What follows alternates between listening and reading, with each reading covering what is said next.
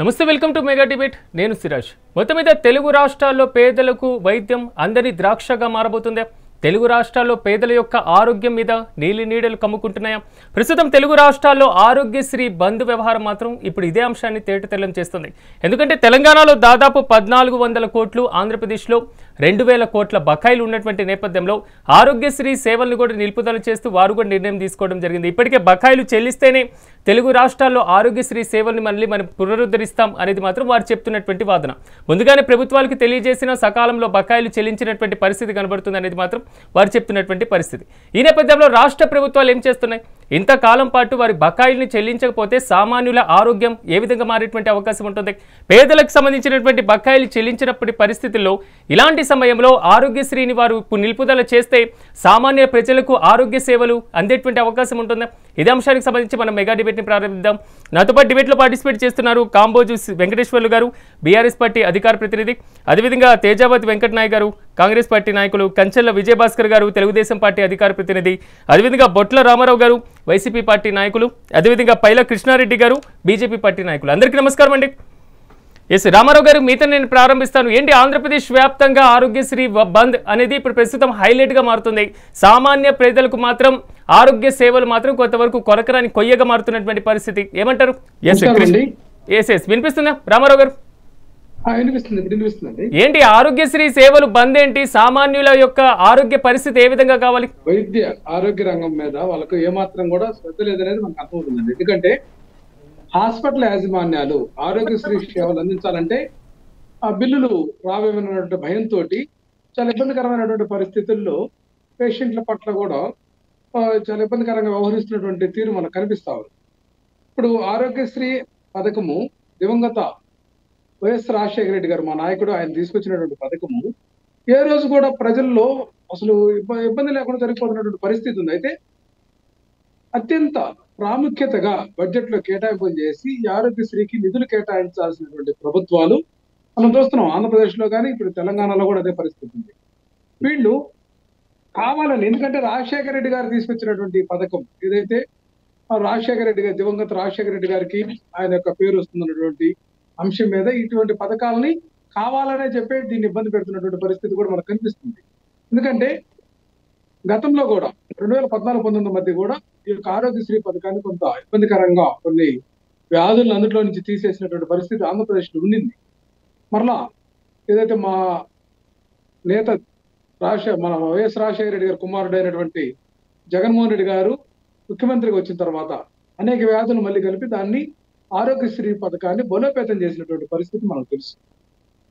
కానీ ఇప్పుడు దాన్ని కూడా నిర్వీర్యం చేయాలని ఆంధ్రప్రదేశ్లో 25 లక్షల రూపాయలకు ఇన్సూరెన్స్ చేస్తామని చెప్పి ఈ మధ్యన ప్రకటించారు. వాస్తవంగా దాన్ని కూడా ఎన్నికలకు ముందు మా నాయకుడు జగన్మోహన్ రెడ్డి గారు తీసుకొచ్చినటువంటి పరిస్థితి ఉంది. 25 లక్షల రూపాయల వరకు ఎటువంటి పరిస్థితుల్లోనూ కుటుంబానికి లేకపోతే ఆ యొక్క పేషెంట్లకి ఇబ్బంది లేకుండా చేసేటటువంటి విధానం తీసుకొస్తే వీళ్ళు ప్రచారం కోసం మరలా యూనివర్సల్ హెల్త్ పాలసీ అని చెప్పి ఆంధ్రప్రదేశ్లో తీసుకొచ్చి ఒక ఆరోగ్యశ్రీని వీటిని మరిపించాలనేటువంటి ఒక ఆతృతతోటి ముందుకు పోతున్నటువంటి పరిస్థితి ఉంది. ఇది ఏమాత్రం సమంజసం కాదు. ఎందుకంటే ఎప్పుడు ఏం జరుగుతుందో తెలియదు పేదవానికి. మరి హాస్పిటల్స్ కనుక స్ట్రైక్ చేస్తే, బంద్ చేస్తే పేదవాని వైద్యం పరిస్థితి ఏంటి? వీళ్ళు ఖచ్చితంగా చాలా మందిని పట్టణ పెట్టుకునేటువంటి పరిస్థితి ఉంది. వీళ్ళ యొక్క ఏదైతే ఇగోకపోయి, అట్లాగే వీళ్ళ యొక్క నిర్లక్ష్యంతో, ప్రభుత్వాల యొక్క నిర్లక్ష్యంతో వాళ్ళకి హాస్పిటల్కి చెల్లించాల్సినటువంటి బిల్స్ నిర్ణీత సమయంలో చెల్లించకపోతే ఎట్లాంటి ఇబ్బంది కదా. ఈ విషయాన్ని గమనించి ఖచ్చితంగా వెంటనే బేషరతుగా ఈ యొక్క ఆరోగ్యశ్రీ పథకం కింద చెల్లింపులను అత్యవసర చెల్లింపులుగా యుద్ధ ప్రాతిపదికన చెల్లించే విధంగా ఏ నెలకు ఆ నెల క్లియర్ అయ్యేటట్లుగా వీళ్ళు ప్రభుత్వాలు కనుక పట్టించుకోకపోతే ప్రజల్లో తీవ్రమైనటువంటి వ్యతిరేకత వస్తుంది. ఖచ్చితంగా వీళ్ళకి గుణపాఠం చెప్పేటటువంటి పరిస్థితి కూడా ఉందండి. వెంకటేశ్వర్లు గారు, పూర్తి స్థాయిలో ఆరోగ్య సేవలు బంద్ చేసే వరకు తీసుకురావాల్సినటువంటి పరిస్థితి ఎందుకు వచ్చిందంటారు తెలంగాణలో? గుడ్ ఈవినింగ్ మెగానింగ్ డిబేట్ కు, గుడ్ ఈవినింగ్ మెగానింగ్ డిబేట్ కు తోటి ప్యానెల్స్ కూడా గుడ్ ఈవినింగ్. కాంగ్రెస్ పార్టీ గత 20 నెలలుగా ఓట్లు వేయించుకున్నంత స్థాయిలో పేద ప్రజలకు ఆ స్థాయిలో సర్వీస్ చేయడం లేదు. ఇలా ఒక్కటే కాదు, ఇలా ఆరోగ్యశ్రీ ఒకటే కాదు, ఆరోగ్యశ్రీ ప్రభుత్వ ఆసుపత్రుల్లో ప్రైవేట్ ఆసుపత్రులకు సంబంధించిన దాంట్లో ప్రైవేట్ ఆసుపత్రులకు దాదాపుగా 1600 కోట్ల పైచిలకు పెండింగ్ లో ఉన్నాయి. ఇలా ఆరోగ్యశ్రీ బంద్ అయ్యే పరిస్థితికి వచ్చింది. ఒక ఆరోగ్యశ్రీ కాదు, ఫీజు రియంబర్స్మెంట్ బంద్ అయితే కాలేజీలు బంద్, విద్యార్థినులకు నియామకాల్లో బంద్, జాబ్ క్యాలెండర్ బంద్, ప్రభుత్వ నోటిఫికేషన్లు బంద్, నిధులు లేక గ్రామాల్లో పారిశుద్ధ్యం బంద్, రైతు రుణమాఫీ బంద్, రైతు బోనస్ బంద్, అన్నదాతకు యూరియా బంద్, మొత్తం బంధులే. తెలంగాణలో గత 20 నెలలుగా జరుగుతున్నటువంటి అడ్మినిస్ట్రేషన్ లో అట్టర్లీగా వైఎస్ రాజశేఖర రెడ్డి గారు తీసుకొచ్చిన ఆరోగ్యశ్రీని ఎత్తేసే ప్రయత్నం చేస్తాడు చంద్రబాబు గారు ఇక్కడ రేవంత్ రెడ్డి గారు కలిసి. ఎందుకంటే మొన్నటికి మొన్న మహబూబ్ నగర్ లో ఒక మీటింగ్ లో మాట్లాడుతూ ఒక కాంగ్రెస్ పార్టీ గెలిచిన ముఖ్యమంత్రి టీడీపీ పార్టీని ఎలా పొగుడుతున్నాడు అనేది దుర్పరందరి ఇవాళ తెలిసిపోతుంది. ఆయనే కాంగ్రెస్ ఒక ఏజెంట్ లాగా ఒక బీజేపీకి ఇవాళ టీడీపీకి వ్యవహరిస్తున్న తీరు రేవంత్ రెడ్డి గారు ప్రజలు గమనిస్తున్నారు. రాబోయే కాలంలో ఈ బంధుల మీద జరిగేటువంటి అంశాలు ఎట్లా, బీఆర్ఎస్ స్టాండ్ ఏంటంటే బీఆర్ఎస్ పార్టీ గత 10 సంవత్సరాలలో ఏ ఒక్క రోజు ఆరోగ్యశ్రీ సంబంధించినటువంటి బిల్లులు పెండింగ్ లో పెట్టలే. సర్పంచ్లే క్లియర్ చేసిన అన్ని పెండింగ్ ఉన్నటువంటి బిల్లులు క్లియర్ చేసుకుంటూ వచ్చినటువంటి తప్పను మనకు బీఆర్ఎస్ పార్టీ చూపించింది. ఆ వేలో కాంగ్రెస్ పార్టీ వెళ్ళలేకపోతుంది. ఎందుకంటే అడ్మినిస్ట్రేషన్ రేవంత్ రెడ్డి గారి వైఫల్యం కొట్టొచ్చినట్టు కనబడుతుంది. ఇలా పేద ప్రజలు దాదాపుగా 94 లక్షల రేషన్ కార్డు హోల్డర్స్, దాదాపు 2 కోట్ల పై చిలుకున్నటువంటి పేద ప్రజలు ఇలా ప్రైవేట్ ఆసుపత్రులకు పోతే బిల్లులు లేక బయటికి గెంటేసే పరిస్థితి వచ్చింది. అంటే ఇలా గవర్నమెంట్, కాంగ్రెస్ గవర్నమెంట్ ఓట్లు వేసుకున్న ఆ రోజు జరిగినటువంటి ఎమ్మెల్యేలకు సంబంధించినట్లే ఓట్లు వేయించుకున్న దొంగ హామీలతో, దొంగ డిక్లరేషన్లతో ఓట్లు వేయించుకున్న స్థాయిలో పేద ప్రజలకు సాయం చేయలేని పరిస్థితిలో కనబడుతుంది. ఇవాళ 20-30 లక్షల మంది విద్యార్థులు ఫీజు రియంబర్స్మెంట్ లేక రేపు ఇవాళ ప్రైవేట్ యాజమాన్యాలు రేపు 10 లక్షల మందితో బంద్కు పిలిపిస్తున్నది 21వ తారీఖు 22వ తారీఖు. అంటే కాంగ్రెస్ పార్టీ గత 60 ఏళ్ళుగా చేసింది, ఇవాళ 20 నెలలు కూడా అదే చేస్తుంది. ఆ పేద ప్రజలకు ఎట్లా మనం చేయాలి, పేద ప్రజల అడ్మినిస్ట్రేషన్ ఏంటి, వాళ్ళకు వైద్యం రోడ్లు ఎలా ఇవ్వాలనేది లేకుండా పోయింది. ఇవాళ గ్రామ పంచాయతీల్లో మీ ఫండ్స్ ఇవ్వలేక గ్రామ పంచాయతీ అటెండర్లు, పారిశుద్ధ్య కార్మికులు చచ్చిపోతున్నారంటే కారణం మీరు కదా, ఎవరు? కాంగ్రెస్ పార్టీ కాదా? దొంగ హామీలతో 20 నెలలుగా మొత్తం బంద్లే, అంత బందే. రేపు రేవంత్ రెడ్డిని బంద్ పెట్టే పరిస్థితి వస్తుంది. ఒకటే కాదు, అన్ని వైఫల్యాలు కొట్టొచ్చినట్టు కనపడుతున్నాయి. ఎందుకంటే ఆయనే బీజేపీకి, టీడీపీకి, కాంగ్రెస్ ఏజెంట్ లేక వ్యవహరిస్తున్నాడు ఈ తెలంగాణ ముఖ్యమంత్రి. రాబోయే కాలంలో మేము ఏమంటున్నామంటే ఇప్పటికైనా 20 నెలలుగా మీరు చేసిన అడ్మినిస్ట్రేషన్ వైఫల్యాలతో ఉన్నది. దయచేసి మీరు పేద ప్రజలకు ఆరోగ్యశ్రీ బంద్ చేయకండి. ఇలా బీద విద్యార్థులకు, ఎస్సీ ఎస్టీ బీసీ విద్యార్థులకు ఫీజు రియంబర్స్మెంట్ లేక సర్టిఫికెట్లు ఇవ్వట్లేదు, చాలా ఇబ్బందులు పడుతున్నారు. ప్రైవేటు యాజమాన్యాలు రోడ్డు మీదకి వచ్చినాయి. మీరు చర్చల పేరుతో బెదిరిస్తున్నారు. ఏమని బెదిరిస్తున్నారు? మేము ఏం చేసుకుంటారో చేసుకున్నానే తర్పణలో ఇవాళ బట్టి విక్రమార్క మాట్లాడుతున్నారు. వైఫల్యాలు మొత్తం కొట్టొచ్చినట్టు కాంగ్రెస్ పార్టీ అడ్మినిస్ట్రేషన్ లో కనపడుతున్నాయి. కాబట్టి మా బీఆర్ఎస్ ఏం డిమాండ్ చేస్తుందంటే, సరే ఇప్పటికైనా మీ గవర్నమెంట్ ఇచ్చిన హామీలను నిలబెట్టుకోవాలి. లేని పక్షంలో ప్రజలకు అత్యవసరమైనటువంటి ఆరోగ్యశ్రీ అనే సంబంధమైనటువంటి అంశాల గురించి మనం డిస్కషన్ చేద్దాం. ఎందుకంటే ప్యానల్లో 2 తెలుగు రాష్ట్రాలకు సంబంధించినటువంటి సభ్యులు కూడా ఉన్నారు కాబట్టి ఓన్లీ మనం ఎజెండాలో మాత్రమే వెళ్లేందుకు ప్రయత్నిద్దాం. ప్యానల్లో ఉన్నటువంటి సభ్యులు కూడా సహకరించాలని కోరుతున్నారు. ఎస్ వెంకట్ నాయక్ గారు, ఎందుకు 2025 జనవరిలో 10 రోజుల పాటు ఇలాగే పూర్తి స్థాయిలో బంద్ చేయడం జరిగింది? అప్పుడు బకాయిలు చెల్లించక మళ్ళీ ఇప్పుడు బకాయిలు ఇంకా పేరుకుపోతూ ఉంటే సామాన్యులకి ఆరోగ్య పరిస్థితి ఎలా ఉండేటువంటి అవకాశం ఉంది? ఎందుకు చర్చలు ఫలించలేదా? చర్చలకి సరిగ్గా పిలవలేదా? సార్, మీకు ప్యానల్లో పెద్దలకు నమస్కారం సార్. సార్, విషయం ఏంటంటే ఇప్పుడు పెద్దవారు వెంకటేశ్వర్లు గారు చెప్తున్నారు, ఏది కాంగ్రెస్ ప్రభుత్వం వచ్చిన తర్వాతనే బిల్లులు ఆగిపోయాయని చెప్పి ప్రయత్నం చేస్తున్నారు. అసలు ఆ బిల్లులు ఎప్పటి అనేది కూడా మనకు క్లారిటీ ఉండాల్సిన అవసరం ఉంది. సో నేను క్లారిటీ ఇస్తాను సార్. నేనేం క్లారిటీ ఇస్తున్నా అంటే, సర్పంచ్ ఎలక్షన్స్ కానీ మిగతా ఏ బిల్లులు చెప్పినా, ఏ ప్రస్తావించినా కూడా అవన్నీ గతంలో మీరు శాంక్షన్ లెటర్లు ఇచ్చి ఆర్థిక శాఖ దగ్గర ఆపిన బిల్లులు. ఇవన్నీ వాస్తవాలు. సరే, కొన్ని గవర్నమెంట్లో ఉండొచ్చు కాక, కానీ 70% మీరు దాన్ని ఆపితే కేవలం 30% కేవలం కాల పరిమితి కూడా చాలా ఇంపార్టెంట్ ఉంటుంది. కాబట్టి మేము సంవత్సర కాలాన్ని మేము కాల పరిమితి చూసుకుంటే 3-4 సంవత్సరాల వరకు మీ కాల పరిమితితో బిల్లులు ఇప్పటి వరకు ఆగిపోయి ఉన్నాయి. నేను ఏమంటున్నా అంటే సార్, ఇప్పుడు మీరు చూడండి, ఆరోగ్యశ్రీని 5 లక్షల నుంచి 10 లక్షల క్యాప్ వరకు పెంచి ఈరోజు పేద ప్రజలకు 10 లక్షల వరకు వాళ్ళు ఏ ఆరోగ్యంలో అంటే ఏదైనా సరే ఆపరేషన్స్ కానీ మిగతా చాలా విషయాలు కానీ వాళ్ళకి హెల్ప్ఫుల్గా ఈ గవర్నమెంట్ వచ్చి రాగానే గవర్నమెంట్ చేసింది సార్. ఈరోజు ప్రైవేట్ హాస్పిటల్ యాజమాన్యాలు కూడా మా బిల్లులు చెల్లించండి అని చెప్పి గవర్నమెంట్ దగ్గర ఒక నిరసన వ్యక్తం చేస్తున్నాయి, కానీ గవర్నమెంట్ ఆరోగ్యశ్రీని బంద్ చేసే ఇనిషియేషన్ తీసుకోవడం కాదు సార్. ఇది మీరు ప్రధానంగా అర్థం చేసుకోవాల్సిన అవసరం ఉంది. ఏది ఫీజుల గురించి వెంకటేశ్వరరావు గారు చెప్తుంటే నాకు కొంచెం నవ్వు వస్తుంది. సరే, నేను మీ గవర్నమెంట్లో ఎల్ఎల్బి ఎల్ఎల్ఎం చేసిన స్టూడెంట్ని. ఇప్పటికీ అంటే మీ గవర్నమెంట్లో 2018లో నేను స్టార్ట్ చేస్తే 2023 వరకు నా ఫీజు అనేది రియంబర్స్మెంట్ కాలే. అది ఎందుకు కాలేదు అనేది ఇక మీరే ఆలోచించాల్సిన అవసరం ఉంది. ఒక యూనివర్సిటీ విద్యార్థిగా సెల్ఫ్ ఫైనాన్స్ కోర్స్తో ఒక ఎల్ఎల్ఎం అనే చదువును చదువుకోవాల్సిన దౌర్భాగ్య పరిస్థితికి వచ్చింది. దానికి కూడా మీరు స్కాలర్షిప్ ఇస్తారని చెప్పినా కూడా మీరు ఇవ్వలేదు, కాబట్టి నేను కూడా సర్టిఫికేట్ తెచ్చుకోలేదు ఇంతవరకు. సరే, నేను ఏమంటా అంటే మీ ప్రభుత్వానికి బాధితుల లిస్టులో నేను కూడా ఉన్నా కాబట్టి మీకు డౌట్ రావచ్చు. వీలైతే మనం ఉస్మానియా యూనివర్సిటీ లాకాల దగ్గరికి పోతే మనకు వాస్తవాలను తెలుస్తాయి. కాబట్టి ఈ విషయం నేను ఎందుకు ఎగ్జాంపుల్గా చెప్తున్నాను అంటే సార్, ఈ ఒక్క అంశమనే కాదు సార్, ఆరోగ్యశ్రీ అనే అంశం దీంట్లో మాత్రమే కాదు, మిగతా మీరు చూడండి. ఇండస్ట్రియల్ డిపార్ట్మెంట్లో భాగంగా చాలా మంది ఎవరైతే మన పౌల్ట్రీ ఫామ్లు వేసుకునే రైతులకి మీకు సబ్సిడీలు ఇస్తాం, మీరు లోన్లు తెచ్చుకొని పౌల్ట్రీ ఫామ్ పెట్టుకుని అన్నా కానీ చాలా మంది లోన్లు తెచ్చుకొని అప్పులు తెచ్చుకొని పౌల్ట్రీ ఫామ్ పెట్టుకున్నారు. వీళ్ళు శాంక్షన్ లెటర్లు ఇచ్చిపోయారు. తీరా లాస్ట్ దిగిపోయడానికి శాంక్షన్ లెటర్ ఇచ్చుకుంటూ పోయారు. ఇక తర్వాత పైసలు లేకుండా శాంక్షన్ లెటర్ ఇస్తే ఎట్లయితే సార్, ఇప్పుడు బ్యాంకులో పైసలు లేకుండా చెక్ కనుక ఇస్తే అది ఎట్లా బౌన్స్ అవుతుందో వీళ్ళు కూడా అట్లే చేసిరు. పౌల్ట్రీ ఫామ్ దగ్గర అట్లే చేసిరు, అదేవిధంగా మనకి ఏమంటారు సర్పంచుల దగ్గర అదే చేసిరు, హాస్పిటల్ దగ్గర అదే చేసిరు. ప్రతి చోట వీళ్ళు చేసుకుంటూ పోయి తీరా ఈ గవర్నమెంట్ మీద నెపం నెట్టే ప్రయత్నం చేస్తున్నారు. కానీ మేము ఒకటే స్పష్టం చేస్తున్నాం సార్, మాకు తెలంగాణ ప్రజల యొక్క ఆరోగ్యం మాకు ఇంపార్టెంట్.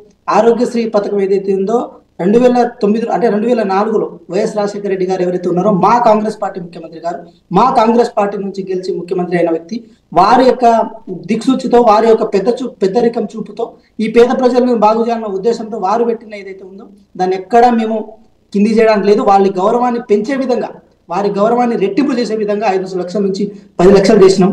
వారి గౌరవాన్ని ఇంకా ఇనుమడించే విధంగా ఆ బిల్లుల విషయంలో కూడా ఈ ప్రభుత్వం మీరు చేసిన పాపాలను కూడా, అంటే గత గవర్నమెంట్లో చేసిన పాపాలను కూడా మేము కడగడానికి సిద్ధంగా ఉన్నాం. మేము కడుగుతాం. వాళ్ళ బిల్లులు ఏదైతే ఉందో అవి మేము రిలీజ్ చేస్తాం. రిలీజ్ చేయడంతో పాటు ఇంకా ఆరోగ్యశ్రీలో ఇంకా కొన్ని విషయాలను ఇంకా ఇంక్లూడ్ చేయడానికి కూడా మేము సిద్ధంగా ఉన్నాం సార్. అదేవిధంగా ఒకటే మాట మేము స్పష్టం చేసే ప్రయత్నం చేస్తున్నాం. ఏదో లోకల్ బాడీ ఎలక్షన్ ఉన్నాయనో లేకపోతే ఇంకేదో ఎలక్షన్స్ ఉన్నాయనో మీలాగా శాంక్షన్ లెటర్లు ఇచ్చుకుంటూ అడ్డగోలుగా వాళ్ళని ఇబ్బంది పెట్టే ప్రయత్నం ఈ ప్రభుత్వం చేయదు. ఈ ప్రభుత్వం మోసం చేయదు. మా దగ్గర ఎంత ఖజానా ఉందో అంతవరకు మాత్రమే మేము శాంక్షన్ లెటర్ ఇస్తాం, అంతవరకు మాత్రమే మేము చెక్లు ఇస్తాం, అంతవరకు మాత్రమే పైసలు రిలీజ్ చేసే ప్రయత్నం చేస్తాం. ఇంకా ఇంకో మాట కూడా వెంకటేశ్వర గారు చెప్తున్నారు, ఇంకా రాజకీయాలు మాట్లాడాల్సి వస్తే ఏదో చంద్రబాబు నాయుడు గారు ఎందుకంటే ప్రజల ఆరోగ్యం ఇంపార్టెంట్ కాబట్టి మన ప్రధానంగా ఎజెండాలోకి వచ్చేద్దాం. విజయభాస్కర్ గారు నమస్తే అండి. నమస్కారం. విజయభాస్కర్ గారు, ఎందుకు పూర్తి స్థాయిలో ఇంత పరిస్థితి చేజాటే వరకు ఎందుకు వచ్చినాయి? చర్చలు ఎక్కడ విఫలమవుతున్నాయి? అంటే పరిస్థితి ఏం చేయదాట్లేదండి. మేము 15 మాసాలు పూర్తి చేసుకున్నాం అధికారంలోకి వచ్చి. పథకాలు ప్రణాళికలు అందరు రూపొందిస్తారు, కానీ బిల్లులు చెల్లించడంలోనే ఉంది అసలు విషయం. మరి గత ప్రభుత్వం అంటే జగన్మోహన్ రెడ్డి గారి 5 ఏళ్ల ప్రభుత్వంలో ఆరోగ్యశ్రీ బకాయిలు చాలా పెద్ద ఎత్తున పెరిగిపోయాయి. వాటిల్లో చాలా వరకు బకాయిలు చెల్లించడం జరిగింది. అంటే అనేక రకాల బకాయిల చెల్లింపులో భాగంగా ఈ ఆరోగ్యశ్రీ సేవలకు సంబంధించిన బకాయిలు కూడా చెల్లించడం జరిగింది. ఇది బ్యాలెన్స్. ఈ బ్యాలెన్స్ కూడా రిలీజ్ చేయమని అందుకు గడువు ఇస్తున్నట్లుగా అసోసియేషన్ ఆసేవాళ్ళు నోటీస్ ఇచ్చారు. ఇది సూపర్ స్పెషాలిటీ హాస్పిటల్స్ అసోసియేషన్ సంబంధించి అందుకు కొంత గడువు ఇచ్చారు. ఇది ఈ రోజు రేపట్లో చర్చల ద్వారా పరిష్కారం అవుతుంది. అంటే బకాయిలు పెరిగిపోయిన బకాయిల్లో కొంత తెలుగుదేశం ప్రభుత్వం అధికారంలోకి వచ్చిన తర్వాత కూటమి ప్రభుత్వం చెల్లించింది. ఈ 2000 లోపు ఈ బకాయిలు పెరిగిపోయాను, వీటిని చెల్లించమని వాళ్ళు నోటీస్ ఇచ్చారు. అది విషయం. ఇప్పుడు మన డిబేట్ సారాంశం ఉంది. దాన్ని ఈ రోజు రేపు చర్చల్లో కూటమి ప్రభుత్వం దానికి సంబంధించిన సమస్యకు పరిష్కారం కనుగొంటుంది. ఆరోగ్యమే మహాభాగ్యం. ఆరోగ్య ఆంధ్రప్రదేశ్ని ఏర్పాటు చేయాలని మొదటి నుంచి అసలు తెలుగుదేశం ప్రభుత్వం అసలు ఆరోగ్య విశ్వవిద్యాలయాన్ని సృష్టించింది. స్వాతంత్రం వచ్చిన తర్వాత ఆరోగ్య విశ్వవిద్యాలయం మనకు లేదు. అలాంటిది ఎన్టీఆర్ టైంలో ఎన్టీఆర్ హెల్త్ యూనివర్సిటీని ఏర్పాటు చేయడం జరిగింది. పైగా దానికి సంబంధించి వైద్య విధాన పరిషత్తును కూడా ఎన్టీఆర్ టైంలో అప్పట్లోనే ఏర్పాటు చేశారు. అదేవిధంగా ప్రతి మండలానికి ప్రైమరీ హెల్త్ సెంటర్స్ ని డెవలప్ చేశారు. ఆ రోజుల్లో సబ్ సెంటర్స్ ని గ్రామాల్లో డెవలప్ చేశారు. ఇది ఉమ్మడి ఆంధ్రప్రదేశ్ లో ఆ రోజుల్లో ఎన్టీఆర్ టైంలో. అదేవిధంగా చంద్రబాబు నాయుడు గారు ఆ పరంపరలో భాగంగా ఈ హెల్త్ కి సంబంధించి ఆరోగ్య ఆంధ్రప్రదేశ్ అనే నినాదం తీసుకొని ఆయన నవ్యాంధ్ర అంటే రాయలసీమ సాగరసీమ నవ్యాంధ్రగా పిలుస్తాం. మరి ఇప్పుడు ఈ నవ్యాంధ్రలో ఆయన 5 సంవత్సరాల కాలంలో ఆరోగ్య ఆంధ్రప్రదేశ్ కోసం చాలా కృషి చేశాడు. అదే విధంగా మధ్యలో జగన్మోహన్ రెడ్డి వచ్చాడు. ఆయన హయాంలో వాళ్ళ నాన్న ఆరోగ్యశ్రీ అని చెప్పేసి రాజశేఖర రెడ్డి గారు ప్రారంభించారు ఆరోగ్యశ్రీ పేరుతో. అది ప్రజాదరణ పొందిన మాట వాస్తవం. ఆ పథకం ప్రజాదరణ పొందింది.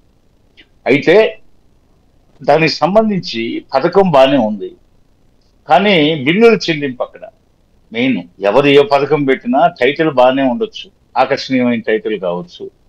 అయితే కాస్త మొదట్లో ప్రారంభించిన కొత్తల్లో ఆరంభ సోదత్వం ఉండొచ్చు, కొంత నిధులు రిలీజ్ చేయొచ్చు. ఆ తర్వాత ఆయన బిడ్డ అధికారంలోకి వచ్చాడు, వాళ్ళ నాన్న పేరుతో అధికారంలోకి వచ్చాడు. వాళ్ళ నాన్న పేరు కాపాడాల్సిన బాధ్యత ఆయనకు ఉంది కదా. మరి ఆయన ఆ టైంలో చాలా పెండింగ్ బకాయిలు ఉన్నాయి. వాటిల్లో చాలా వరకు కూటమి ప్రభుత్వం తీర్చేసింది. ఇప్పుడు కొద్దిగా మిగిలి ఉంది. దానికి సంబంధించి ఏర్పడిన సమస్య ఇది. అదేవిధంగా ఒకరిని చూసి ఒకరు అన్నట్టుగా తెలంగాణలో యూరియా బస్తాలు కొరత అని చెప్తే ఆంధ్రప్రదేశ్లో అప్పటికప్పుడు ఒక వర్గం దాన్ని ఒక కృత్రిమంగా ఒక ఉద్యమాన్ని లేవదీశారు, అక్కడ కొరత ఉన్నట్టు.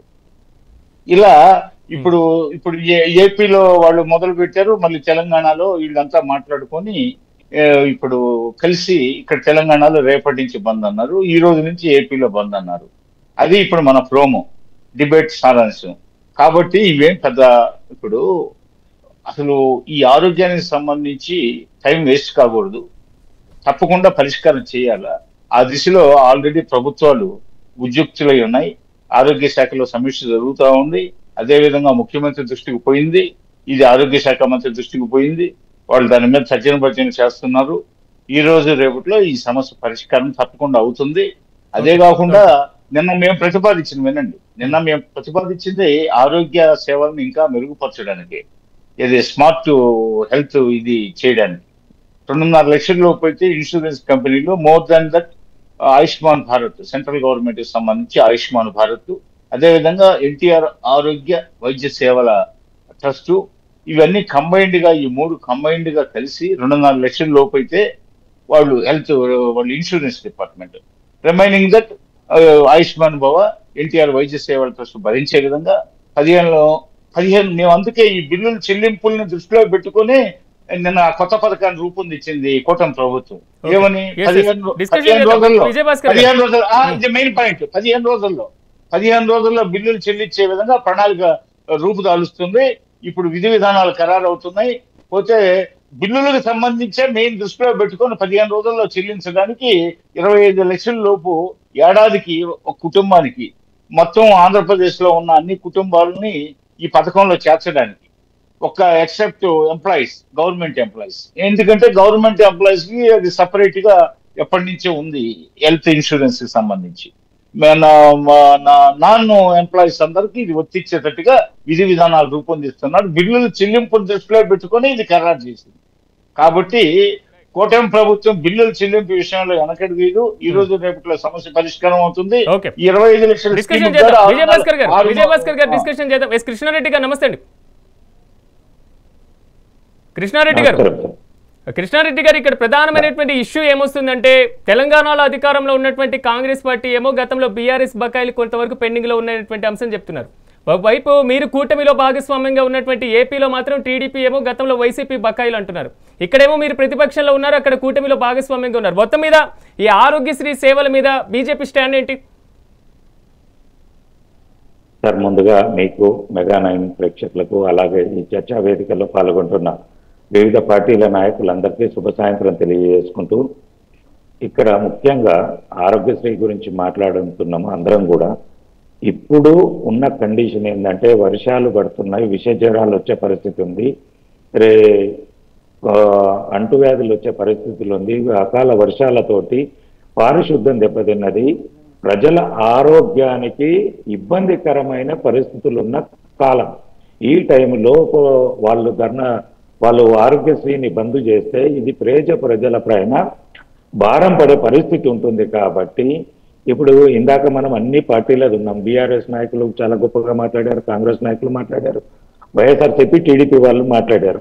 ఇందులో అంశం ఏంటంటే, ఎంతసేపు వీళ్ళు గ్యారంటీలు ఇచ్చారు, వాళ్ళు చేయలేదనేది ఒక పార్టీ. వీళ్ళు ఏమంటున్నారు, గత ప్రభుత్వంలో ఉన్న అప్పులనే కట్టలేకపోయాము, అవే బాకీలు ఉన్నాయి అంటున్నారు. ఇప్పుడు ఏంటంటే తెలంగాణలో ఉన్నాయి 1400 కోట్లు బాకీ ఉన్నాయి అంటున్నారు. ఇది వచ్చి కాంగ్రెస్ పార్టీ వచ్చిన ఈ 18-20 నెలల కాలం నుంచి ఉన్నాయా? గత ప్రభుత్వంను బాకీ పడ్డది ఎంత? 1400 కోట్లలో. కాంగ్రెస్ పార్టీ వెంటనే శ్వేతపత్రం విడుదల చేయాలి. ఇంకొక అంశము, ఇందాక పారిశుద్ధ కార్మికులకు కూడా గ్రామాలలో నాకు తెలుసు ఎవరైతే విలేజ్ సెక్రటరీలు ఉన్నారో వాళ్ళు అప్పులు తీసుకొచ్చేసి వర్కర్స్కి ఇస్తున్నారు. అక్కడ ట్రాక్టర్ కు కూడా డీజిల్ పోసుకోవడానికి కూడా పైసలు లేకుంటుంది. తెలంగాణలో ఉన్న పరిస్థితి నేను చెప్తున్నాను, వాస్తవ పరిస్థితులు చూసిన పరిస్థితులు చెప్తున్నాం. కాబట్టి వాళ్లకు సెక్రటరీస్ కు కనీసమైన జీతాలు లేవు. అక్కడ ఉన్న ఎవరైతే ప్రాపర్టీ ట్యాక్స్ కట్టాలో అది ప్రాపర్ గా రావట్లేదు. అది వచ్చినది కూడా పారిశుద్ధ కార్మికుల జీతభత్యాలకు సరిపోవట్లేదు. కాబట్టి ట్రాక్టర్ మెయింటెనెన్స్ కు సరిపోతలేదు. కాబట్టి గ్రామ పంచాయతీలలో గత ప్రభుత్వం ఎంత డ్యూ ఉన్నది, ఇప్పుడు ఎంత ఇవ్వాల్సి ఉంది. ఇప్పుడు ఎందుకంటే ఒకరి మీద ఒకరిని తోచేసుకొని ప్రజలను మోసం చేసుకుందామంటే కరెక్ట్ కాదు. వాస్తవ పరిస్థితుల్లోకి వద్దాము అనుకుంటే, ప్రజలకు ఉన్నది ఉన్నట్టు చెప్పాలనుకుంటే ఇమ్మీడియట్లీ కాంగ్రెస్ పార్టీ ప్రభుత్వము ఇమ్మీడియట్లీ తెలంగాణలో ఒక శ్వేతపత్రం విడుదల చేయాలి. గత ప్రభుత్వం ఎంత అప్పులు ఉన్నాయి. ఇంకొకటి ఒక్కటి నుంచండి, హెల్త్ అంటే ఆరోగ్యశ్రీకి ఎంత ఉంది, కాంట్రాక్టర్లకు ఎంతకుంది, గ్రామ పంచాయతీలకు ఎంత ఉంది, అలాగే ఫీజు రియంబర్స్మెంట్కి ఎంత ఉంది, ఇవి వీళ్ళు వచ్చిన తర్వాత ఎంత బాకీ తయారైంది. ఇప్పుడు వాళ్ళు 8,000 కోట్లు అంటున్నారు, ఇక్కడ 1,400 కోట్లు అంటున్నారు. ఇవన్నిటి ఏంటంటే తెలంగాణ ప్రజలు చదువన్నా వద్దా, పిల్లల భవిష్యత్తు ఏంది, కాలేజీలో జాయిన్ చేస్తే ఇప్పుడు పరిస్థితి ఏముందండి. నాకు నిజామాబాద్, నాది కామారెడ్డి జిల్లా, కానీ నిజామాబాద్లో చాలా మంది స్టూడెంట్లు ఏం చేశారు, 6-5 ఫీజు రియంబర్స్మెంట్ వస్తుందని సర్టిఫికెట్లు ఇచ్చేసి జాయిన్ అయ్యారు. వాళ్ళు ఫీజులు మీరు కట్టండి, వచ్చినాడు మీకు రియంబర్స్ చేస్తామని చెప్తున్నారు. వీళ్ళు కట్టలేని పరిస్థితుల్లో వీళ్ళు ఇంటికి వచ్చేసారు ప్రెజర్ చేస్తే. ఇప్పుడు వెళ్ళి ఆ సర్టిఫికెట్లు అడిగితే మీరు ఫీజు గళ్ళకు పూర్తి స్థాయిలో కట్టి తీసుకపోండి అన్న, కొద్దిగా సర్టిఫికెట్లు ఇప్పియండి అన్న, ఏందన్నా ప్రైవేట్ కంపెనీలోనో ఎక్కడన్నా పోయి ఏదైనా పని చేసుకొని బతుకుతామంటే వాళ్ళు సర్టిఫికెట్లు ఇస్తలేరు. దీనికి అందరికీ మన ప్రభుత్వంలో మేనేజ్మెంట్ ఎంతసేపు ఒకరినొకరిని బదనాం చేసుకుందాము, మేము లాభపడదాం అనుకుంటున్నారు. కానీ ప్రజా సమస్యలను క్షుణ్ణంగా అధ్యయనం చేసే ప్రభుత్వాలు రావాల్సింది ఉంది.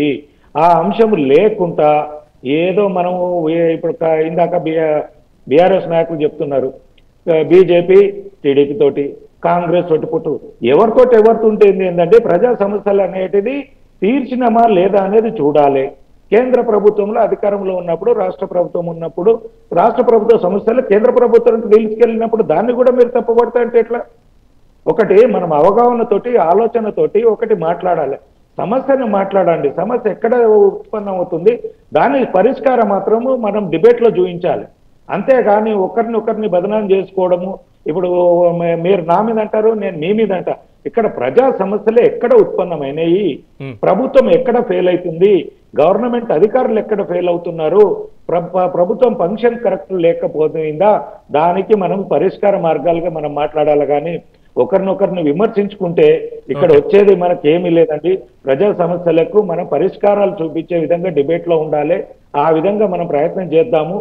ఇక్కడ ఎప్పుడు ప్రభుత్వం ఎక్కటే అండి, కాంగ్రెస్ పార్టీకి ఈ వేదిక ద్వారా డిమాండ్ చేసేది ఒకటే, ఎక్కడెక్కడ విద్యార్థుల సర్టిఫికేట్లు ఏ కాలేజీలు ఇవ్వకుండా ఆపినాయో అక్కడ ఇమ్మీడియట్లీ ఒక హెల్ప్ లైన్ లాగానో ఏదో ఒకటి, ఒక జిల్లాకు ఒక ముఖ్య అధికారినో లేదంటే కాన్స్టిట్యున్సీకి ఒక అధికారినో పెట్టేసి ఎవరెవరి సర్టిఫికేట్లు ఏ కాలేజీలో ఇరుక్కపోయినాయో, ఏ కాలేజీలు ఇవ్వట్లేదో ఆ కాలేజీలు ఇప్పించే విధంగా ఇమ్మీడియట్లీ పరిశ్రమ మార్గం చూపిస్తే చాలా మంది విద్యార్థులు కనీసం పూర్తి స్థాయి చదువు చేయకపోయినా ఇప్పటి వరకు చదివిన చదువుతోటి ఏదైనా చిన్నదో పెద్దదో ఉద్యోగం చేసుకోనికే అవకాశం ఉంటుంది. కాబట్టి ఈ విధంగా కృషి చేయాలని చెప్పేసి డిమాండ్ చేస్తాం. రైట్. ఎస్ వెంకటేశ్వర్లు గారు, ఏంటి మీ హయాంలో ఉన్నటువంటి బకాయిల చెల్లింపుకే ప్రభుత్వానికి సరిపోతుంది, దీనికి సంబంధించి ఎక్కడికెక్కడ చర్చలు జరుపుతున్నాం అంటున్నారు? ఇప్పుడు శిరాస నేను ఏమంటున్నంటే, కాంగ్రెస్ మిత్రులు ఒక అంశం చెప్పారు, బీజేపీ మిత్రులు ఒక అంశం చెప్పారు. ఆ రెండుకి సమాధానం చెప్పాలి. ఎందుకంటే రాజకీయాలకు సంబంధించిందంటే రాజకీయ అంశాలే మాట్లాడాలి, డిబేట్కి వచ్చినప్పుడు వాస్తవాలు మాట్లాడాలి. మిత్రుడు ఏమంటుండంటే, కాంగ్రెస్ మిత్రుడు గత ప్రభుత్వంలో ఆరోగ్యశ్రీకి సంబంధించిన బడ్జెట్ లో 1,600 కోట్లు ఉన్నాయి ఈ రోజు అని అంటున్నాడు. 1,600 కోట్లు పెండింగ్ ఉంటే మేము 2023 నవంబర్ లో ఇచ్చినటువంటిది 313 కోట్లు, పెండింగ్ ఆ రోజు 600 కోట్లు ఉండే. ఇవాళ మీరు 20 నెలలకెళ్ళి ఇవ్వకుండానే 1600 కోట్లకు వచ్చింది తప్ప మమ్మల్ని ఎందుకు మీరు బదనాం చేస్తున్నారు? మీరు కరెక్ట్ ఇన్ఫర్మేషన్ తో రండి, పెట్టండి, సబ్జెక్ట్ కరప్షన్ చేయండి. నేను ఏమంటున్నానంటే ఇప్పుడు బీజేపీ మిత్రులు ఏమంటున్నారు, బీఆర్ఎస్ మిత్రులు ఇట్లా మాట్లాడుతున్నారంటే నేను చెప్పేది మళ్ళీ స్టేట్మెంట్ ఇస్తున్నా. ఇవాళ 8 మంది ఎంపీలు గెలిచిన తర్వాత యూరియా సంబంధించిన యూరియా బంద్ ఎందుకైందో చెప్పట్లేదు. ఇలా రేవంత్ రెడ్డి గారు కాంగ్రెస్ ముఖ్యమంత్రి టీడీపీని పొగిడితే బీజేపీలు ఎందుకు సపోర్ట్ చేస్తున్నా నాకు అర్థం కావట్లేదు. ఇప్పుడు చర్చ అనేది వినడానికి బాగుండాలి, ప్రజలకు వెళ్ళాలి, డెబిట్ ప్రజలకు వెళ్ళాలి, ఆన్సర్ దొరకాలి. నేను చెప్పిన దాంట్లో ఎలాంటి తప్పేం లేదు, నేను ఉన్న మాటనే చెప్పిన. కాంగ్రెస్ లో గెలిచిన ముఖ్యమంత్రి టీడీపీ పార్టీ బాగుంది అన్నాడు, ఆయన ఏజెంట్ గా పనిచేస్తున్నాడు. ప్రజా సమస్యలు వెంకటేశ్వర ఒక సబ్మిషన్ ఏంటంటే, ఎందుకంటే మన తెలుగు రాష్ట్రాలకు సంబంధించినటువంటి ఆరోగ్యశ్రీ బంద్ వ్యవహారం కాబట్టి అటువైపు టీడీపీ వైసీపీ, ఇటువైపు బీజేపీ, మీరు అదేవిధంగా కాంగ్రెస్ పార్టీ కూడా ఉన్నారు కాబట్టి ఉమ్మడి ఉన్నటువంటి సబ్జెక్ట్ మీద మనం డిస్కషన్ చేద్దాం. అక్కడ రాజకీయాలు ఇక్కడ రాజకీయాలు ప్రతిరోజు డిస్కషనే. కానీ ఆరోగ్యశ్రీ బంద్ అయితే మాత్రం పేద ప్రజలకు ఆరోగ్యం అందినటువంటి పరిస్థితి, అది ఒక రోజైనా 2 రోజులైనా. కాబట్టి మన ఎజెండాలోకి వచ్చేద్దాం. ఇప్పుడు నేను ఏమంటున్నా సార్, తెలంగాణలో ఉన్న 33 జిల్లాలో దాదాపుగా 1100 ప్రైవేటు ఆసుపత్రుల్లో ఎవ్రీడే 8 నుంచి 12 లక్షల మందికి ఆరోగ్యశ్రీకి సంబంధించిన బిల్స్ రావాలి. ఆ బిల్స్ 1600 కోట్లు పెండింగ్ పెట్టింది కాంగ్రెస్ గవర్నమెంట్. ఇలా వాళ్ళు ఇవ్వలేదని చెప్తున్నారు. మీరు గెలిచి వచ్చిండ్రు కాబట్టి ఇవ్వాల్సిన బాధ్యత మీ మీద ఉంటది. వాళ్ళు ఓడిపోయినరు, వాళ్ళు ఇవ్వలేదు, వాళ్ళు అప్పులు చేసిరు అనేది మీరు చెప్పకూడదు.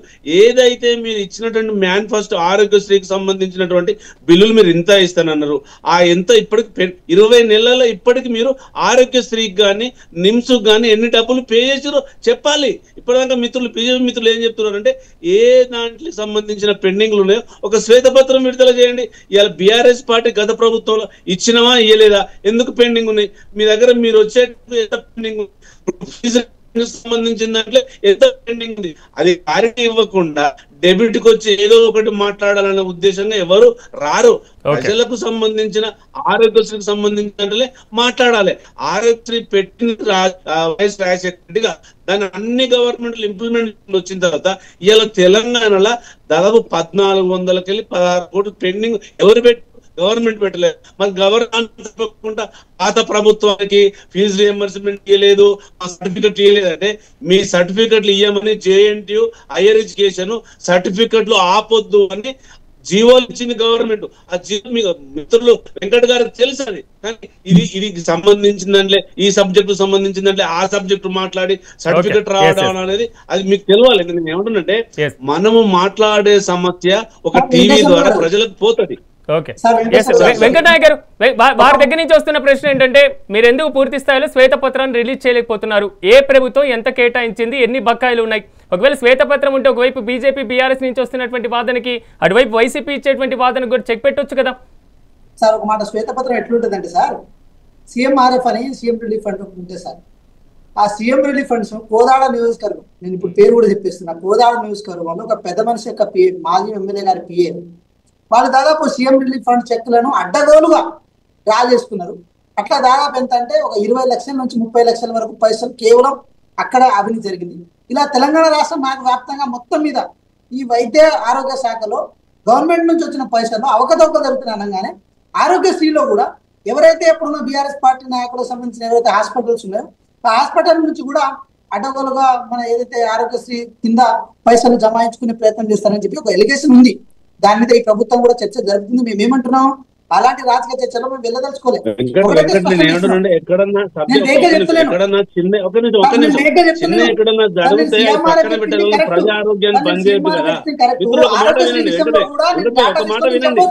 కానీ నేను ఇప్పుడు వేగా చెప్పినట్టు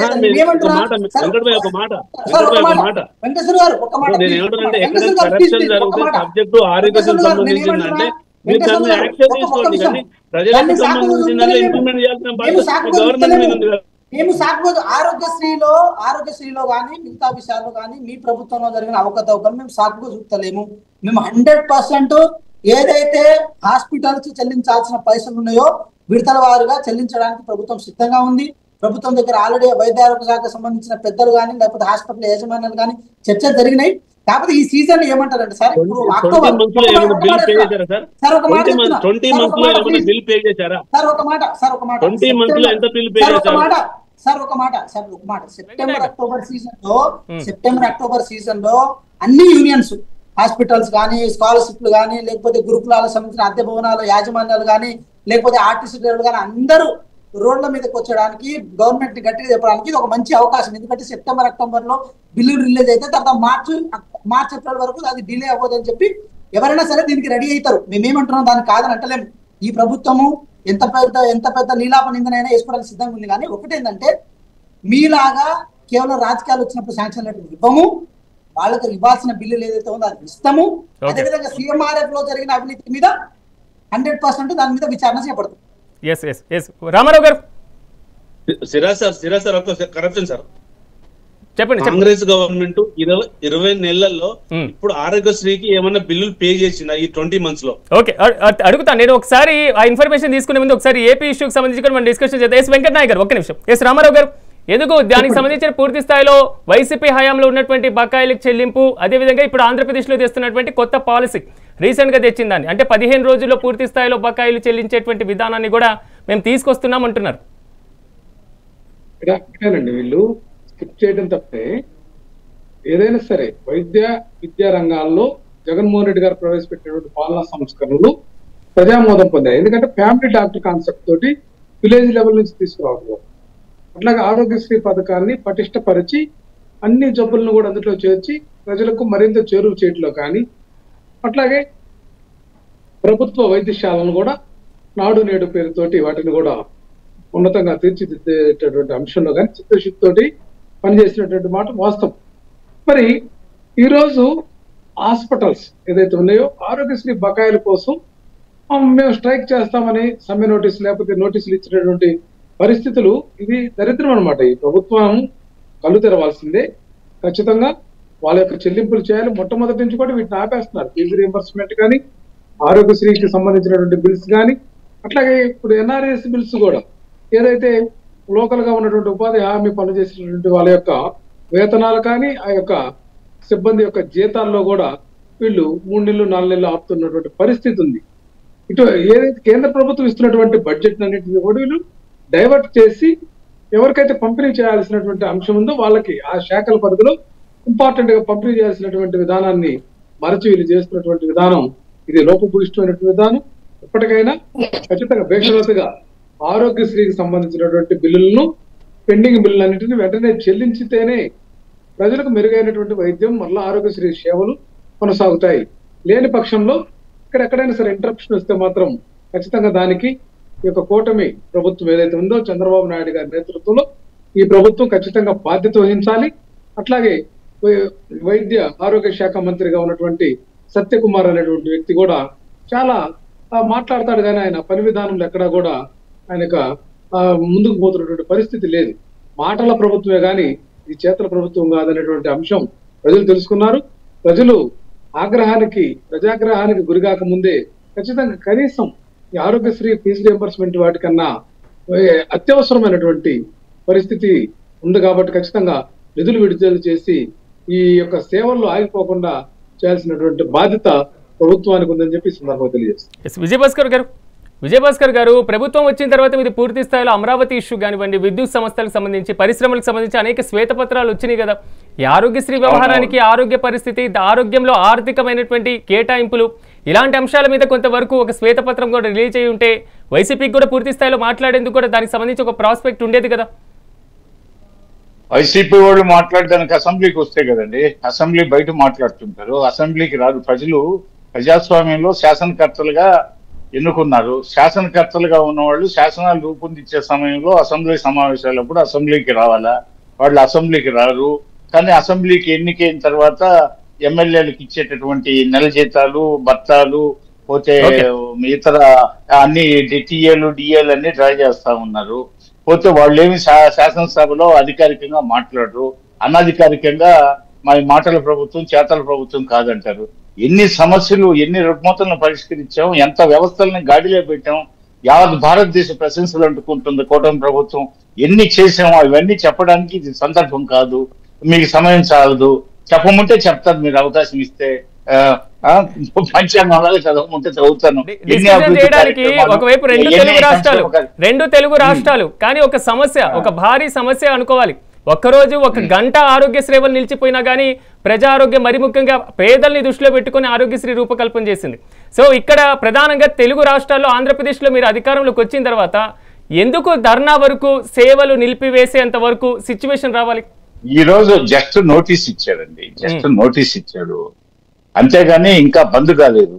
జస్ట్ నోటీస్ ఇచ్చారు, అలర్ట్ చేశారు ప్రభుత్వాన్ని. మా సమస్య ఇదయ్యా, మాకు పెరిగిపోయి ఉన్నాయి బకాయిలు, ఈ బకాయిల్ని మీరు వారం రోజుల లోపు చెల్లించకపోతే మేము పూర్తిగా ఈ సేవలను బంద్ చేస్తామని. ఈ రోజు బంద్ కాలేదు, మీరు అక్కడే అర్థం చేసుకోవాల్సింది. అక్కడే ఉంది తిరకాసు. బంద్ అవుతాయి కదా.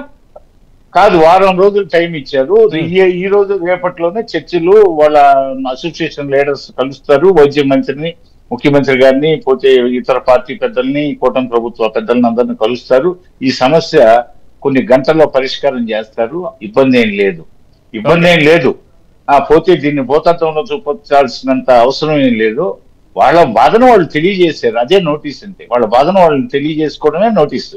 కాబట్టి తెలంగాణలో కూడా ఇచ్చింది నోటీసే. సరే, వాళ్ళు పరిష్కరించుకుంటారు తెలంగాణ వాళ్ళు, అందువల్ల ఇబ్బంది ఏం రాదు. మేము ఇంకా నెట్వర్క్ పెంచాం, నెట్వర్క్ హాస్పిటల్స్ పెంచాం. రేపు రాబోయే 15 రోజుల్లో బిల్లులు చెల్లిస్తామన్నాం కదా. ఈ సమస్యను దృష్టిలో పెట్టుకుని మేము 15 days లో బిల్లులు చెల్లించడానికి ఒక ప్రక్రియని, ఒక ప్రణాళికని సిద్ధం చేసుకుంటున్నాము. ఈ లోపు ఏర్పడింది ఈ సమస్య. పోతే 2493 నెట్వర్క్ హాస్పిటల్స్ కి ఈ ప్రోగ్రామ్ 25 లక్షల రూపాయల ప్రోగ్రామ్ ఇవ్వడం జరుగుతుంది.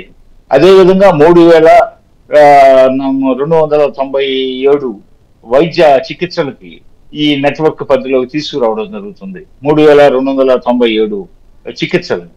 అదేవిధంగా 2493 నెట్వర్క్ హాస్పిటల్స్ కి ఈ ప్రోగ్రామ్ ఇవ్వడం జరుగుతుంది. 15 రోజుల లోపు ఖచ్చితంగా బిల్లులు చెల్లించాలని ఒక నిర్దిష్టమైన ప్రణాళికతో కన్స్ట్రక్టివ్ గా దీనికి ఒక పెద్ద గుర్తింపు కూటమి ప్రభుత్వం ఆరోగ్య సంబంధించిన విషయంలో, పోతే ఆరోగ్య ఆంధ్రప్రదేశ్ నిర్మించే విషయంలో తీసుకున్న శ్రద్ధా శక్తులు అనేది భవిష్యత్తులో రాష్ట్ర ప్రజానీకం తెలుసుకుంటారు. కానీ ఇక్కడ 2000 కోట్ల బకాయిలు చూపిస్తూ ఉన్నారు. 2000 కోట్ల బకాయిలు. అదేనండి, ఇప్పుడు కొన్ని వేల కోట్ల బకాయిల్లో మొత్తం చెల్లించారు. ఇంకా 2000 కోట్ల లోపే ఉన్నాయి బకాయిలు. ఆ బకాయిల్లో వారం రోజుల్లో చెల్లించకపోతే మేము పూర్తిగా సేవలను నిలిపేస్తామని వాళ్ళు. మొత్తం మీద తెలుగు రాష్ట్రాల్లో పేదవాడి వైద్యానికి సంబంధించి అత్యంత కీలకంగా ప్రాచుర్యం పొందినటువంటి పథకం ఆరోగ్యశ్రీ పథకం.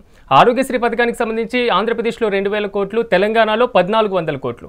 ఈ భారీ స్థాయిలో ఉన్నటువంటి పేరుకుపోయినటువంటి బకాయిలను చెల్లిస్తే కానీ పూర్తి స్థాయిలో ఆరోగ్య సేవలు మేము కంటిన్యూ చేస్తాం, లేకపోతే పూర్తి స్థాయిలో నిలిపివేస్తామనేది మాత్రం ట్రస్టీ ఇచ్చినటువంటి నోటీసులు.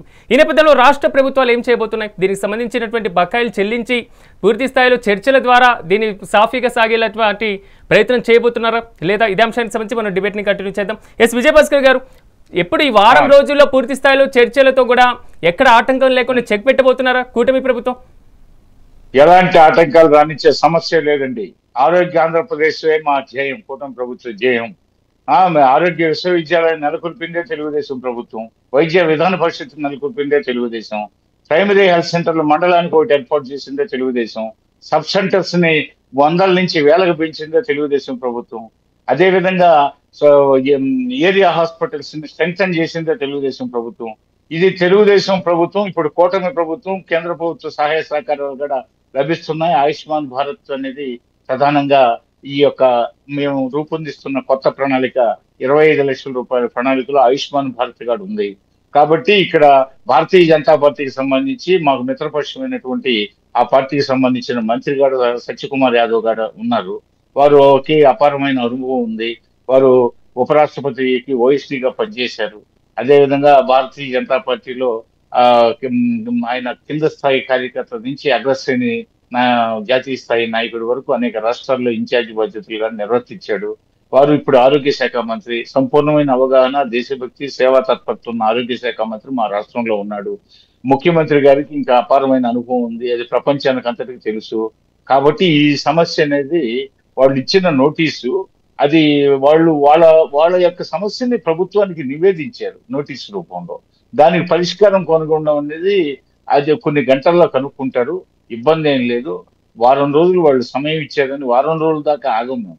ఈ లోపే పరిష్కారం జరుగుతుంది, అతి త్వరగా పరిష్కారం జరుగుతుంది. అందుకు సంబంధించిన ఎక్సర్సైజ్ సర్కస్ ఎక్సర్సైజ్ స్టార్ట్ అయింది కాబట్టి, ఆ కసరత్తు స్టార్ట్ అయింది కాబట్టి ఎవరు ఏం భయపడాల్సిన పని లేదు. రాష్ట్ర ప్రజలంతా నిబ్బరంగా ఉండొచ్చు. ఎవరికి ఏ ఇబ్బంది ఉన్నా కూడా హాస్పిటల్స్కి వెళ్ళొచ్చు, చికిత్సలు చేయించుకోవచ్చు, పరీక్షలు జరిపించుకోవచ్చు వైద్యానికి సంబంధించి. దాని గురించి ఏమి ఆందోళన చెందాల్సిన పని లేదని చెప్పేసి నేను మీ వేదిక ద్వారా రాష్ట్ర ప్రజానీకానికి విజ్ఞప్తి చేస్తున్నాను. వాళ్ళు సేవలు ఆపేయడం కాదు, వారం రోజుల్లో మా సమస్య పరిష్కారం కాకపోతే మేము సేవలు ఆపేస్తామన్నారు. దాని మీద ఆల్రెడీ నేను చెప్పాను కదా, ఎక్సర్సైజ్ స్టార్ట్ అయిందని చెప్పి, రాష్ట్ర ప్రభుత్వం ఎక్సర్సైజ్ స్టార్ట్ అయిందని చెప్పేసి, ఇది చిటికలో పరిష్కరిస్తుంది మా కూటమి ప్రభుత్వం. అదే కాకుండా ఇప్పుడు దానికి సంబంధించి ఆల్రెడీ సెక్రటేరియట్ లో, ఇప్పుడు మాకు అందిన సమాచారం ప్రకారం సెక్రటేరియట్ లో ఆల్రెడీ దాని మీద మొదలైంది. ఈ అర్ధరాత్రికో రేపటికో దాని మీద ఒక అవగాహనకు వస్తారు. కొన్ని గంటల్లోనే ఇది పరిష్కారం అవుతుంది, అందులో సందేహం లేదు. కృష్ణారెడ్డి గారు, 2 తెలుగు రాష్ట్రాల్లో పూర్తి స్థాయిలో మేము చర్చలకు సిద్ధంగా ఉన్నాం, ఎలాంటి సమస్య లేకుండా మాత్రం పేదవాడికి ఆరోగ్యశ్రీ అనేది కంటిన్యూ అయ్యేలా చేస్తామంటున్నారు.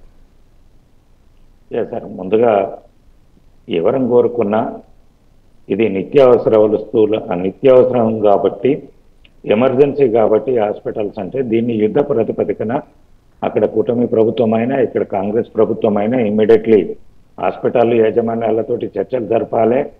ఏదైతే ప్రజలకు ఆరోగ్యానికి సంబంధించిన అంశం కాబట్టి తొందరగా పరిష్కార మార్గాలు 2 ప్రభుత్వాలు సముచితంగా ఆలోచన చేసి ఇమ్మీడియట్లీ యుద్ధ ప్రాతిపదికన నిర్ణయాలు తీసుకొని వారికి ఒకటేసారి చెల్లిస్తారా, వాయిదాల పద్ధతిలో చెల్లిస్తారా, ప్రభుత్వము ఉన్న పరిస్థితులల్లో ఆర్థిక ఇబ్బందులలో వాళ్ళకి ఎలా వెసులుబాటుతోటి చేస్తారనేది వాళ్ళకు ఒక హామీ ఇచ్చేసి ప్రజా ఆరోగ్యాన్ని కాపాడాల్సిన బాధ్యత 2 ప్రభుత్వాలపైనే ఉంటుంది. కాబట్టి అది తొందరగా నిర్ణయం తీసుకోవాలనేది భారతీయ జనతా పార్టీ కోరుకుంటుంది. ఇంకొక అంశం, ఇందాక బీఆర్ఎస్ నాయకులు మాట్లాడుతున్నారు యూరియా విషయం. అసలు అవగాహన ఉందో అవగాహన లేదో, యూరియా అనేది ప్రతి మండలంలో 30 నుంచి 40 వేల. ఒక్క నిమిషం సార్, ఒకటే, వాళ్ళు ఆరోపణ చేసినప్పుడు ఎంతసేపు ఒక సోషల్ మీడియా వైపుని పెట్టుకొని దీన్ని ఏ ఛానళ్లలో కూడా ఎక్కువ రాలేదు. ఎన్నో 2-3 దగ్గరలో ఇన్సిడెంట్లు జరిగినాయి. 30-40 వేల మంది ఒకటే మండలికి వచ్చేసి అక్కడ లైన్ అంటే సుమారుగా మనం సింపుల్ గా చెప్తా, ఒక సినిమా థియేటర్కి పోతే 500-300 మంది ఉండే కెపాసిటీ ఉన్న దగ్గరనే లైన్ క్యూ ఉంటుంది. సుమారుగా ఇది 30,000 నుంచి 40,000 మంది ప్రజానికం ఉన్న వ్యవస్థ కాబట్టి అక్కడ మండలంలో అక్కడికి వచ్చినప్పుడు సుమారుగా ఎట్లాగో లైన్ కనబడుతుంది. పొద్దున్నే అందరూ 10 గంటల కంటే 10 గంటలకు వస్తారు, సాయంత్రం వరకు అంటే టైమింగ్ ఎట్లాగో పడుతుంది అంతమందికి క్యూ ఇవ్వడానికి. కాకపోతే ఇక్కడ వ్యవస్థీకృతమైన కొంత లోపం జరిగింది. ఏ విలేజ్కి ఏ రోజు యూరియా ఇస్తున్నాము అనేది ఒకటి ప్రభుత్వం తరఫున కొంత చేయాల్సింది. కాంగ్రెస్ పార్టీ విధానపరమైన తప్పు చేసింది. ఏ గ్రామానికి ఇస్తున్నాము, లేదా వీళ్ళు వర్క్ డిస్ట్రిబ్యూట్ చేసేసి రైతు వేదికలు ఉన్నాయి కొన్ని, ఒక 3-4 గ్రామాలకు ఒక రైతు వేదిక దగ్గర, 3-4 గ్రామాలకు ఒక రైతు వేదిక దగ్గర కనుక ఇచ్చి ఉంటే అది వర్క్ డివైడ్ అయ్యి తొందరగా అయ్యేది. అట్లా కాకుండా అందరూ ఒకటేసారి అక్కడికి వచ్చి నిలబడడంతో ఆడ లైన్ కనబడితే అక్కడ ఎవరో ఇది పెట్టేస్తే దాన్ని చూయించేసి కేంద్ర ప్రభుత్వాన్ని బదనాం చేయాలి. యూరియా అవైలబుల్ లేకుంటే ప్రజలు ఎందుకు వచ్చి నిలబడతారండి? వెంకటేశ్వరరావు గారు, మీరు కొద్దిగా అవగాహనతోటి మాట్లాడండి. ఒకటి, అక్కడ యూరియా అవైలబుల్ లేకుంటే సొసైటీ దగ్గరికి ప్రజలు ఎందుకు నిలబడతారు? అక్కడ స్టాక్ ఉన్నది, కొన్ని వ్యవస్థీకృతంగా దాన్ని వర్క్ కృష్ణారెడ్డి గారు ఒక మాట పెద్దవారు. ఇప్పుడు నేనేమంటా అంటే, మేము అడిగింది ఎంత, మీరు ఇచ్చింది ఎంత? నేనేమంటున్నా ఒక మాట చెప్తున్నా, 12 లక్షల టన్నుల యూరియాని మేము అడిగితే మీరు ఇచ్చింది కష్టంగా 8,50,000 టన్నులైనా ఇవ్వాలి. అది కూడా ఇవ్వలే. ఇప్పుడు ఇవ్వాల్సింది ఇవ్వకపోతే స్కార్సిటీ ఏర్పడుతుంది. ఆ స్కార్సిటీ అనేది ప్రతి రాష్ట్ర ప్రభుత్వానికి బర్డెన్ అయినప్పుడు బీఆర్ఎస్ ఏమో మీ మీద కొట్లాడదు, బీఆర్ఎస్ రాజకీయాల కోసం మా మీద కొట్లాడతారు. మీరేమో రామచంద్రరావు గారు, కిషన్ రెడ్డి గారు, దాంతోపాటు రఘునందనరావు గారు, వాళ్ళందరూ యూరియా రాకపోవడానికి రీజన్ కేంద్ర ప్రభుత్వం, ఇవ్వాల్సింది కేంద్ర ప్రభుత్వం, రాకపోవడానికి కారణాలు ఎత్తి చూపిన తర్వాత మళ్ళీ బీఆర్ఎస్, మళ్ళీ మీరు, మళ్ళీ లైన్ల విషయంలో, బఫర్ స్టాక్ విషయంలో, స్కార్సిటీ విషయంలో ఏదో లోపాలని చెప్పి మళ్ళీ మమ్మల్ని బదనాం చేయడం అంటే తెలంగాణ రైతులను మోసం చేసినట్ట చేయనట్ట? ఒక్క నిమిషం అండి. కృష్ణారెడ్డి గారు, మీకు ఇచ్చినటువంటి టైంలో మీరు దయచేసి మీరు సహకరించాలి. ఎందుకంటే మనం ఆరోగ్యశ్రీ ఇష్యూ మనం డిస్కషన్ చేద్దాం. ఎందుకంటే మీరు మాట్లాడిన తర్వాత దానికి కౌంటర్గా ప్రభుత్వం దగ్గర నుంచి కౌంటర్, మళ్ళీ ప్రతిపక్షాల దగ్గర నుంచి కౌంటర్, ప్రతి దాంట్లో కూడా మనం టాపిక్ డైవర్ట్ అయ్యేటువంటి అవకాశం ఉంటుంది. దయచేసి క్షమించాలి, ఎందుకంటే మనం టాపిక్లో డిస్కషన్ చేద్దాం. ఎస్ వెంకట్ నాయక్ గారు, ఏపీ ప్రభుత్వం మాత్రం మాకు కొంత సమయం ఉంది కాబట్టి ఆరోగ్యశ్రీతో చర్చలు జరుపుతామంటుంది. కానీ తెలంగాణకు ఇంకొంచెం చాలా తక్కువ టైం కనిపిస్తుంది. ఎలా చేయబోతున్నారు, ఏం చేయబోతున్నారు? సార్ ఒక విషయం ఏంటంటే మేము చాలా చిత్తశుద్ధితో 5 లక్షల నుంచి 10 లక్షలు పెంచినాం సార్. పెంచిన తర్వాత కూడా ఇంకా ఈ విషయంలో ప్రజలకు మేము ప్రాపర్ వేలో చేయకపోతే మాకు కూడా ఇబ్బంది అవుతుంది. కాబట్టి మేము ఏమంటున్నాము, ఏ ప్రభుత్వంలో బకాయిలైనా ఏది ఉన్నా కూడా ఈ రాష్ట్ర ప్రభుత్వం చర్చ జరుగుతుంది. గౌరవ దామోదర్ రాజనరసింహ గారు వారి ఆధ్వర్యంలో చర్చలు నడుస్తాయి. గౌరవ ముఖ్యమంత్రి గారు చొరవ తీసుకుంటారు. వారి యొక్క ఏదైతే ఉందో బకాయిల విషయంలో కొంత మేరకైనా మేము చెల్లించి ఏదైతే ప్రాసెస్ ఉందో దాన్ని ఇంకా అట్లే కొనసాగించాలని చెప్పి మేము కూడా అభ్యర్థన చేసుకుంటాం. ఒక మాట ఏంటంటే రాష్ట్ర ఖజానా దృష్ట్యా, రాష్ట్ర ఆర్థిక పరిస్థితుల దృష్ట్యా వాళ్ళకు కొంచెం డిలే జరిగిన విషయం వాస్తవం. అది మళ్ళీ రిపీట్ కాదు, అది మళ్ళీ జరగబోదు. అల్టిమేట్ గా మాకు కావాల్సిన తెలంగాణ రాష్ట్ర ప్రజల యొక్క ఆరోగ్యం. ఆ ఆరోగ్యం విషయంలో ఎక్కడ కాంప్రమైజ్ కావు, ఆ ఆరోగ్యంలో విషయంలో ఎక్కడ వెనకడుగు ఏం కాబట్టి దీని మీద 100% గవర్నమెంట్ చర్చ జరుపుతుంది. ఆ చర్చ తర్వాత వాళ్ళకి ఇవ్వాల్సినవి ఇచ్చేస్తారు సార్.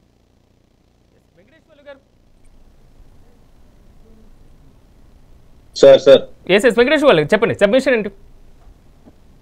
ఇప్పుడు గవర్నమెంట్ వచ్చినటువంటి 20 months లో ఆరోగ్యశ్రీకి సంబంధించిన హాస్పిటల్స్ కు ఎంత బిల్లు పే చేశారు?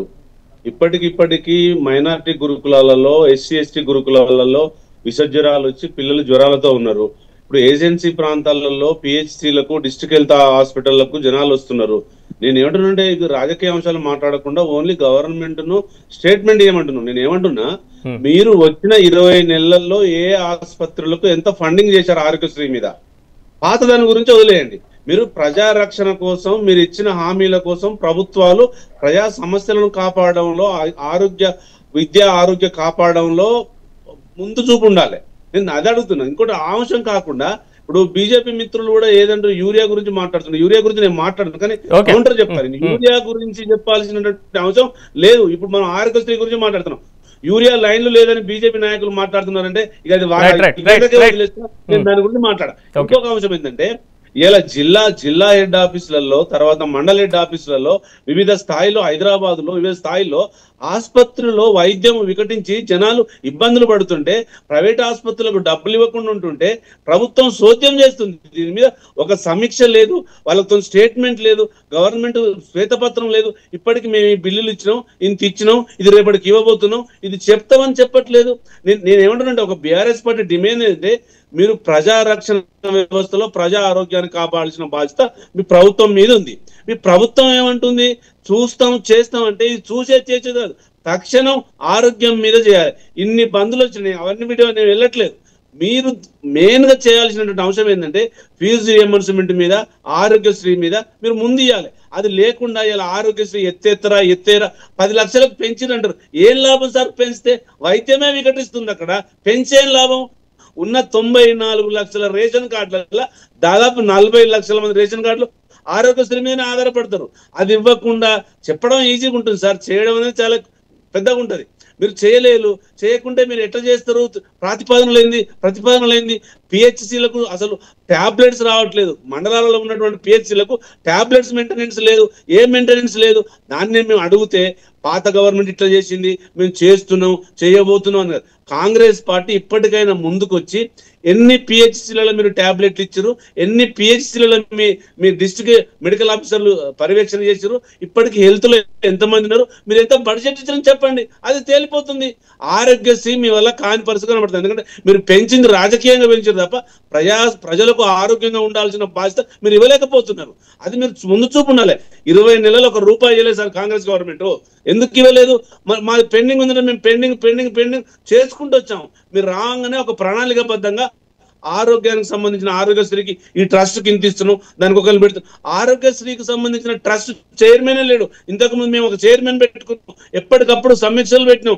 కలెక్టర్లు, మన డిస్ట్రిక్ట్ హెల్త్ ఆఫీసర్లు కోఆర్డినేట్ చేసుకొని పెట్టుకునే వాళ్ళం. ఇలా 20 నెలల ఆరోగ్యం మీద సమీక్ష లేదు, ₹1 ఫండ్ ఇవ్వలేదు. అట్టర్లీ కాంగ్రెస్ గవర్నమెంట్, రేవంత్ రెడ్డి గారు ఫెయిల్ అయిపోయారు అనేది బీఆర్ఎస్ పార్టీ డిమాండ్ చేస్తుంది. ఓకే, వెంకట్ నాయక్ గారు, బీఆర్ఎస్ వాదనకి ఏం చెప్తారు? సార్ ఒకటే సార్ ఒక విషయం ఏంటంటే, తెలంగాణ ప్రజల ఆరోగ్యానికి సంబంధించిన విషయం, దీంట్లో నేను లోతుగా రాజకీయాలు మాట్లాడదలుచుకోండి. కాకపోతే ఏంటంటే బిల్లులు క్లియర్ చేయాలని చెప్పి ఎవరైనా సరే అడగడానికి ఒక అవకాశం ఉంటుంది. ప్రభుత్వం వెసులుబాటును చూసుకొని అది కూడా చేస్తుంది కాబట్టి నేను ఇంకా దీన్ని డీప్ గా రాజకీయం చేయదలుచుకోవట్లేదు. కానీ ఒక మాట అయితే చర్చలు అయితే జరుగుతాయి, చర్చలు త్వరితగతిన జరుగుతాయి. ప్రజలు కూడా ప్యానిక్ అవ్వాల్సిన అవసరం లేదు. బీఆర్ఎస్ పార్టీ నాయకులు ఎవరైనా సరే వాళ్ళని మిస్గైడ్ చేసినా కూడా అవ్వాల్సిన అవసరం లేదు. వాళ్ళలాగా మేము డిలే చేయము, వాళ్ళలాగా మేము డైవర్ట్ చేయము. 100% వాళ్ళ బిల్లులు చెల్లిస్తాము, వాళ్ళతో చర్చలు జరుపుతాం, మాట్లాడతాం. ఈ ఏదైతే మన ఆరోగ్యశ్రీ పథకం ఉందో అది ఇంకా కంటిన్యూ అవుతుంది. రాజీవ్ ఆరోగ్యశ్రీ పథకం ఇంకా థ్రైవ్ అవుతుంది. దాంట్లో ఎటువంటి సెసిబిషన్ లేవు. ఇంకా మేము ఉన్న కాల పరిమితిలో మేము ఏదైతే వచ్చి రాగానే అమలులో భాగంగా 10 లక్షల వరకు దాన్ని మేము పెంచినామో అది లాస్ట్ మేము ఈ రిఫరెండం అంటున్నారు కదా వెంకటేశ్వర గారు, ఆ రిఫరెండం ఏదో లాస్ట్ లో మేము ఎంత చేసినాం ఏందనేది మేము ప్రజల దగ్గర చెప్పుకుంటాం. దాంట్లో ఎటువంటి డౌట్ లేదు వెంకటేశ్వర గారు. ఎస్ రామారావు గారు ఇంకా కేవలం నోటీసులు మాత్రమే ఇచ్చారు. పూర్తి స్థాయిలో వైద్య సేవలు బంద్ అయ్యే వరకు మాత్రం మేము అలాంటి అవకాశం ఇవ్వము. చర్చల ద్వారా ఎలాగైనా ఆరోగ్యశ్రీని మాత్రం అమలయ్యేలా చూస్తామంటున్నారు విజయభాస్కర్ గారు. వాళ్ళ వాదన అసంబద్ధమైందండి. ఎందుకంటే నోటీసులు వచ్చే స్థితి వరకు ఆరోగ్యశ్రీ పథకం బిల్లుల చెల్లింపులను నిలిపేయాల్సినటువంటి పరిస్థితి ఏంటి? వీళ్ళు మేము సంపద సృష్టిస్తామని చెప్పి మేము అన్ని విషయాల్లో కూడా జాగరూకతతో ఉంటాం, అనేక పథకాలు ప్రకటించారు కదండి. అసలు అసంబద్ధమైనటువంటి బనకచర్ల ఆ ప్రాజెక్ట్ కమిషన్ల కోసం 80,000 కోట్లు మేము కేటాయింపులు చేసి నిర్మిస్తామని చెప్పిన వాళ్ళు ఆరోగ్యశ్రీకి చెల్లించడానికి మేనిమేషన్లు ఎందుకు లెక్కిస్తున్నారు? మీ వల్ల పెరిగిపోయిన బకాయిలు కొంచెం ఉన్నాయి. వీళ్ళతోటి వచ్చింది ఏంటంటే వీళ్ళు బాధ్యతను విస్మరించి మాట్లాడతారు. అదేమంటే 15 నెలల క్రితం ఉన్నటువంటి ప్రభుత్వం మీకు బాధ్యత ఉందా? మీకు అధికారం ఒక దోపిడీ కేంద్రం.